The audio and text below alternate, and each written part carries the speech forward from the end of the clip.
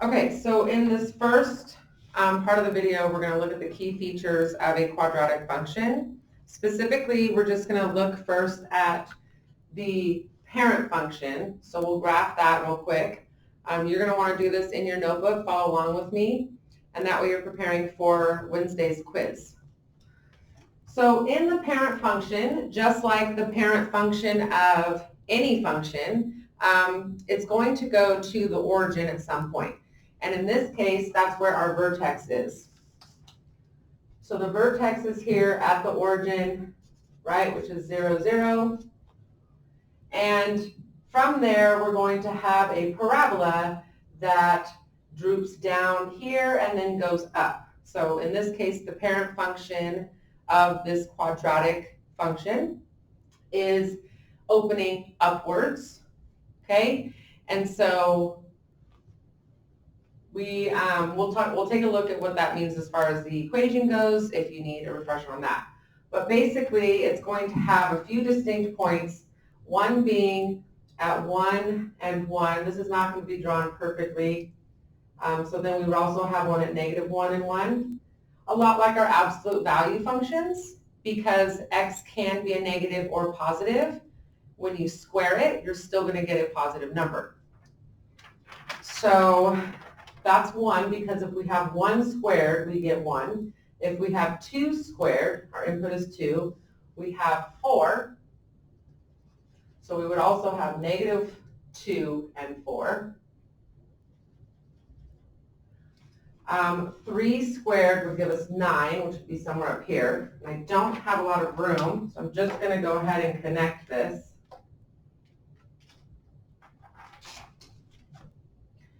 And it's going to be something like this. So this is our parent function. Our parent function is f of x equals x squared. Okay, that's the only thing we're doing in this function is we're just taking an input and we're squaring it to get our output. So if we also need to look at this as we do have an a value in front of x squared. Just like we had an a value in front of an exponential function, which was our initial value. We also had an a value at the beginning of our absolute value function. In vertex form, there was an a outside in the very front. And we learned that this a acts as like a slope moving to the right side of the graph.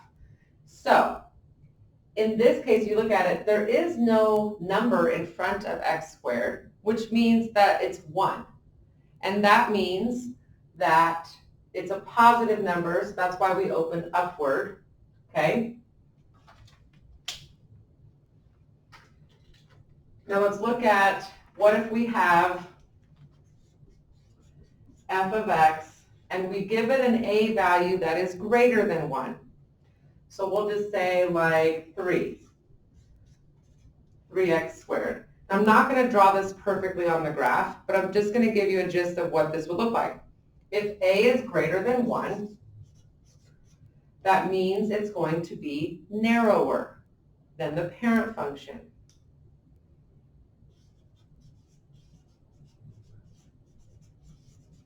So I might do something like this to show this function that a is greater than 1, and so it's going to be narrower. Now remember that if it goes farther away from the x-axis, that means that it is a stretch, okay? If it gets closer to the x-axis, it's a compression. So let's look at that one.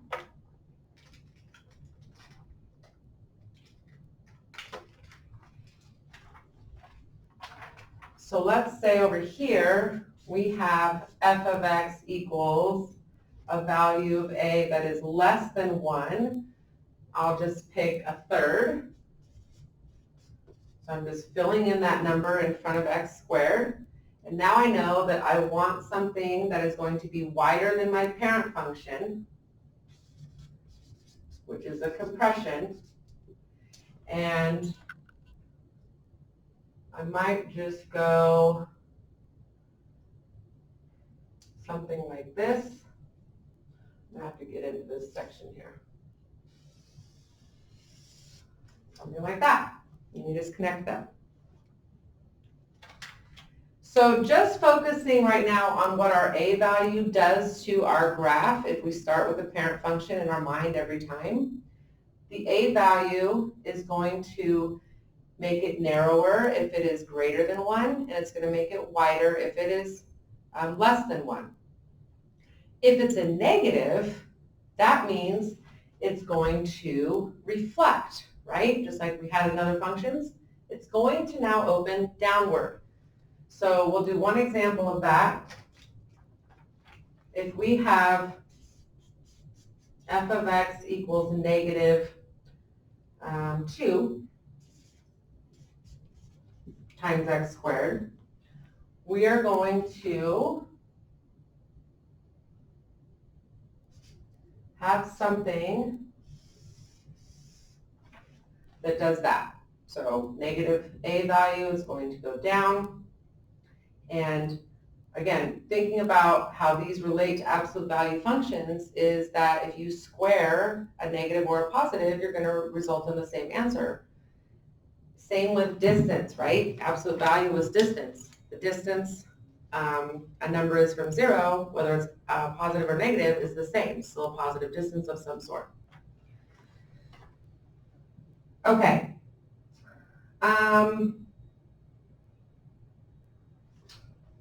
We're going to add now, let's see.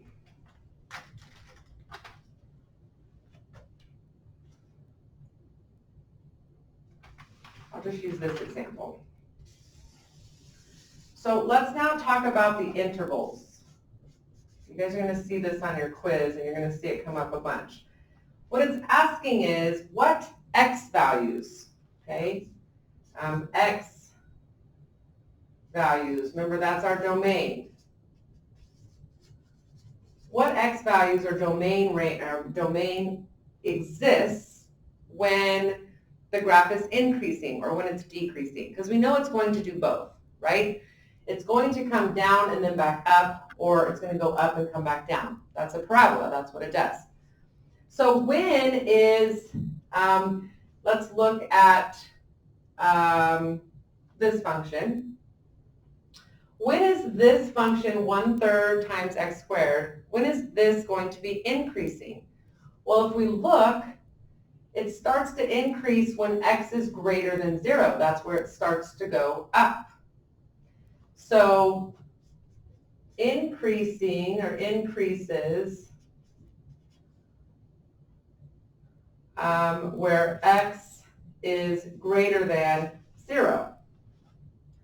Now, when is it decreasing? Well, that's any value of x that's less than 0. It's coming downhill, right? So decreasing or decreases when x is less than 0. So that's the case actually for all 3 of these functions, right? Because their vertex is all at the origin. So that's the spot where it's going to go from decreasing to increasing. This one's also at the origin, but it's increasing first. So it's probably going to be the opposite of these, right? If we look at this one here, it increases when x is less than 0. This side, it's increasing, going up. And it's decreasing when x is greater than 0. So it's just the opposite when we have a negative a value. So I'll just kind of mark here that first one.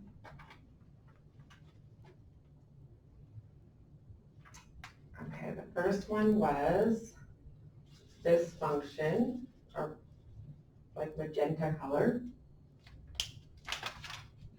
And this one was our orange function. So those are really the key features, okay? I will add here, wider is a compression. and narrower is a stretch. We should know that already from the other functions we've done, but just as a reminder. Okay, so that is the first section.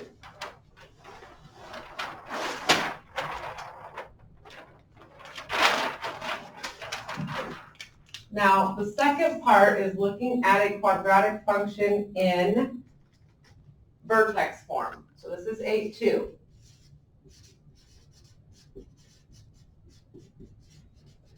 It's almost exactly like what we've already experienced with absolute value functions in vertex form. The only difference is we're taking that expression with the x, where it's x minus h, and we're squaring it, okay? So what that looks like is f of x equals, we have our a value, same thing as before. We don't have absolute value bars, we have parentheses now. X minus h, squaring that, and then plus k at the end. Remember that the vertex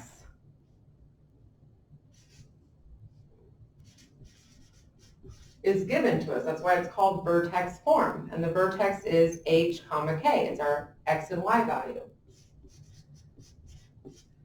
And pay special attention to this. Many of you got it down. Some of you were still making the same mistake. This is automatically subtraction. Okay? So the only time we see this change to addition in our function is if our x value in the vertex is a negative, because then you're saying minus a negative, which turns to a positive.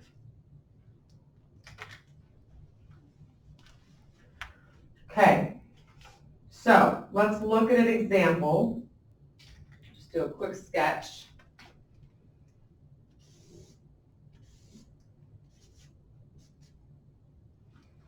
I'll put our parent function up.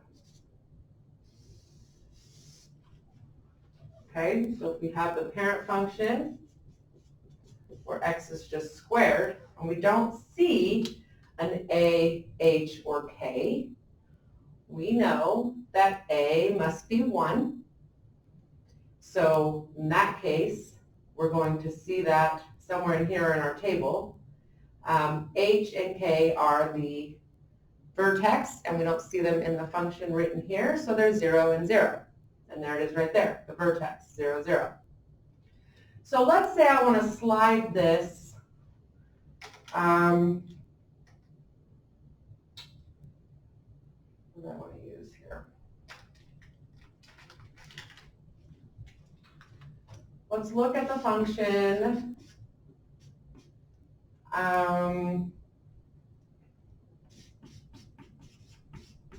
x minus 3 squared, okay? Remember, this minus is already a part of the original function, so this must be a positive 3, which means that we are changing, and the vertex is still 0 for y, right? Because there's nothing written here. So we're on the origin, and we just need to move to the right, because it's a positive 3, so we're going right for x, 3 units.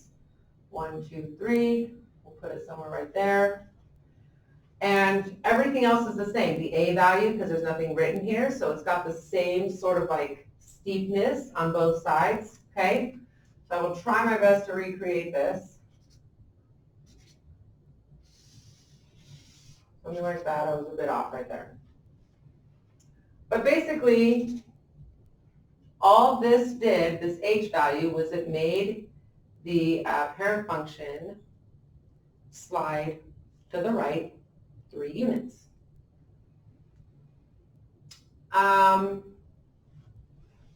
We already looked at A. Let's make the vertex now somewhere over here, okay? So let's say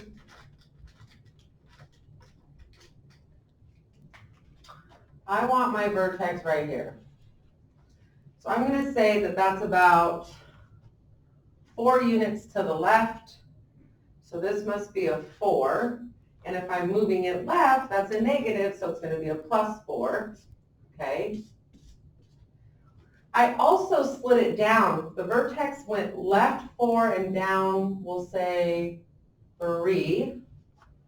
So I have to put a minus 3 here.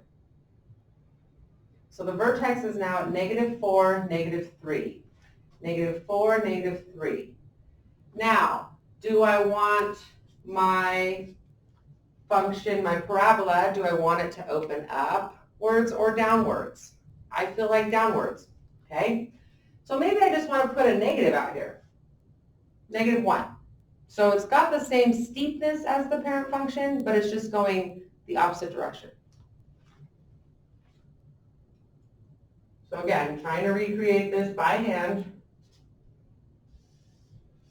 something like that. And as you guys are working with these, remember, anytime you go to sketch or you're practicing, your very best tool is the Desmos calculator. You've got the function, okay? Most of the time you have the function, you have the equation. Go to the Desmos calculator and put it in there and analyze and compare your graph with their graph, okay? If you did it correctly, you got it. You can do it. If you're off, figure out why. What is it that you're missing, okay? Let's make sure we didn't forget anything. So our H value translates it horizontally, our X's, right? Our K value translates it vertically. We learned that in a previous unit. Oh, the other thing we have to identify is the axis of symmetry.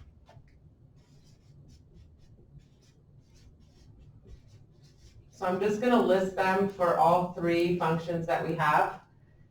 And we learned this before. The axis of symmetry is our H value. It's that vertical line, which is a X value on the line. So it's the middle, right? So the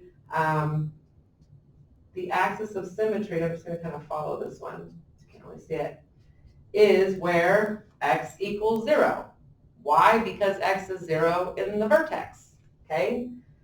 X here is a 3 in the vertex. So the axis of symmetry is 3, where X is 3.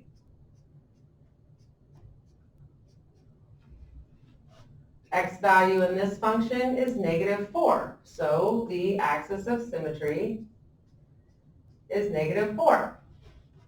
So we have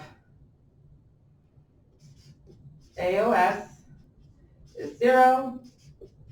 AOS was a 3. And the third one, AOS, axis of symmetry, is a negative 4. And these are all of our X values.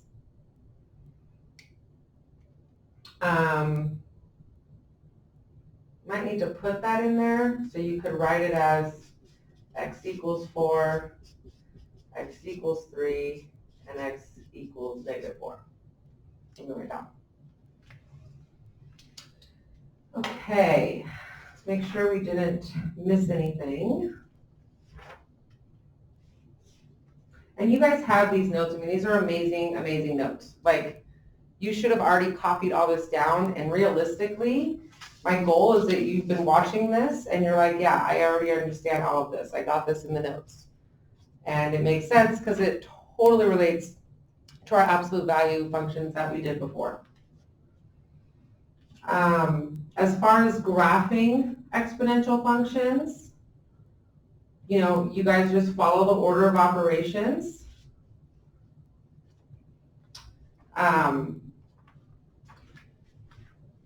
You come up with some X values, okay?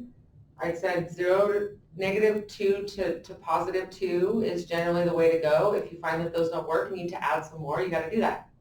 It's trial and error sometimes. But you plug it in, and you do the subtraction first, in parentheses, okay?